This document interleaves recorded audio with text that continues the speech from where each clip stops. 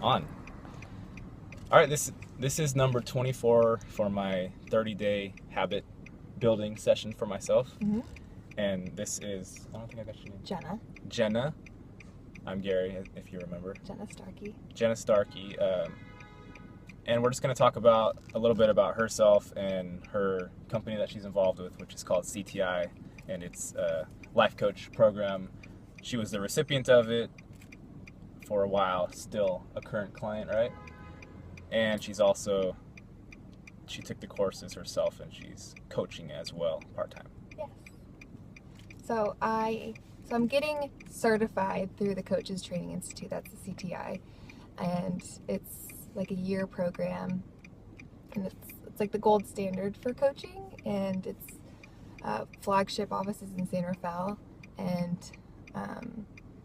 so I was a sample client for a coach who went through CTI last year, and it completely changed my life, and decided I was like, this is what I want to do for the rest of my life. And so now I'm working with 7 to 10 clients right now while I'm getting certified, and I love it. Since you were like a practice. One passenger has been added to your queue. Sorry, I'm still doing Lyft here. I'm being a very bad Lyft driver. You can take breaks. And there's some type of cop It's a situation. mortuary. Oh, it's a mortuary? Yeah, it's fine. They're on break. We're having lots of fun here. I'll ignore my passenger for a second. I wanted to ask, are you paying? Charging?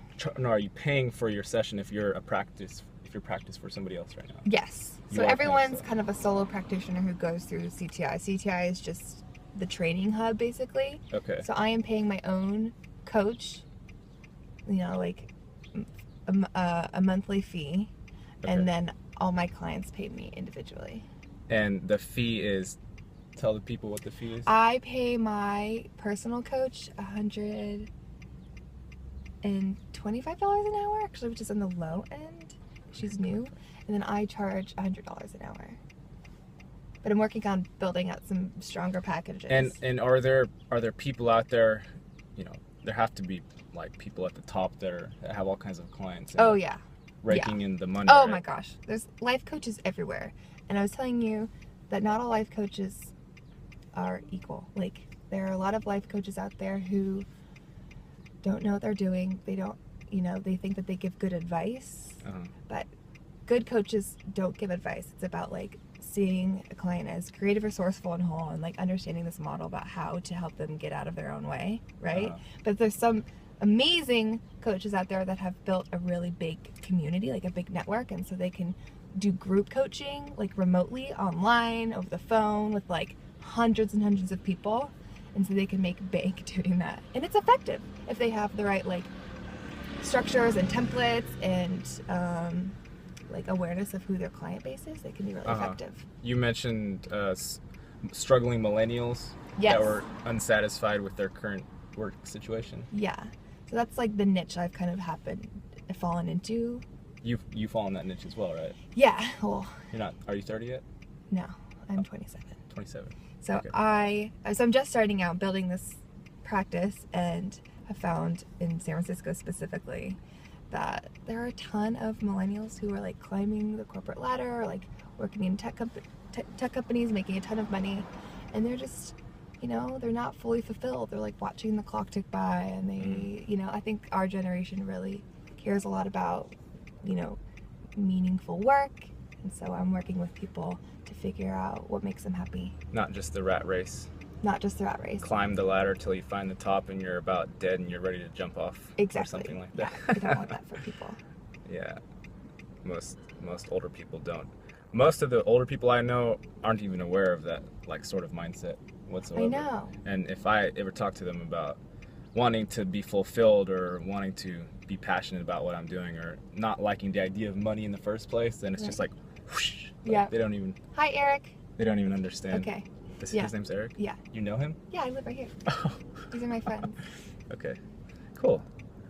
Yeah, But what you're saying is so right about like the older generation. But what's changing, I've noticed, is this like mindfulness movement where everyone's starting to really realize that like being present is super powerful. So I'm noticing that my mom's like starting to get it, and that generation is starting to get it, but slower than us. That thing, like the whole being present thing, to me is really obvious now. Right. And it seems like for the most part, people are only in their mind, only in the past and the future, and that's like a zombie brain dead state. Totally. And to me, it's like if you kind of wake up to that, and sorry, Lyft line. One passenger has been added to your queue. If you kind of wake up to that and you want to live in that way because you realize that it's here and now is the only thing that's there, right? Yep. Then you're like, then if everybody else is constantly in zombie mode, then you kind of feel alone and you're like, what the fuck, and I hate everybody, or you know, you can have all kinds of reactions to it, but you're like, you want to be somehow in a community, and if everybody around you is just,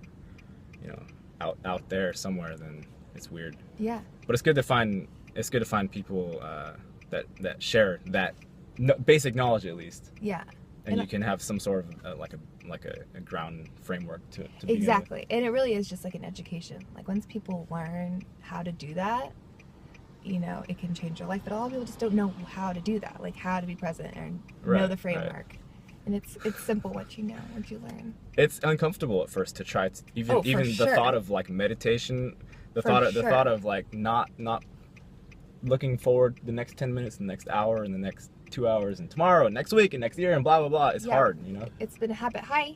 I'm gonna need you out here in about 5 minutes. Yeah, that's fine. Okay. What's your name? This is Eric. Oh wait. Oh. We're just making a video real quick. Oh, get out of here! Don't. No, I have to talk to my agent. Okay. He's nice. All right. So what? You're Lauren? Jenna. Jenna. Sorry. I'm a bad interviewer. Lauren. I was supposed to be named Lauren. But my parents changed my name. Psychic resonance. Am I getting something? Yes. Okay. Jenna, and you don't have a business card. Do you have a website? Yeah. Yeah. JennaMStarkey.com. If you want a free sample session, you can reach out to me or email me. Join my workshops. Say hi. JennaMStarkey.com. JennaMStarkey.com. Yep. Cool. I've done a few collabs with other people, never with like a complete stranger. So you're kind of like the first for that. So I'm honored. Congrats. Thank you. I'm gonna do a bunch more. To me, it's way more exciting to talk to people I don't know. Like I've done one with my sister, and I did one other. Oh, I interviewed the baby. You watch my videos, you'll probably like some of them. How did you interview a baby? I interviewed my own baby. Oh. Yeah, it was like a 3-minute video. We talked about politics and stuff. Like a 2-year-old? No, he's 9 months. Oh, I'll show you a picture once we're done. Okay, I'm very curious. We're coming up on 8 minutes though. This was really fun, and I'm gonna add more people as we go. That's like how I want my channel to be, is doing something it's just fun for everybody involved, and you know, you can build a community or whatever. If money becomes involved later on, of course that's great, because I don't like worrying about it or not having enough of it, but I never ever want that to be the focus. And yeah, so cool. Thanks for watching. Thank you. All right. Cool. Bye. Bye.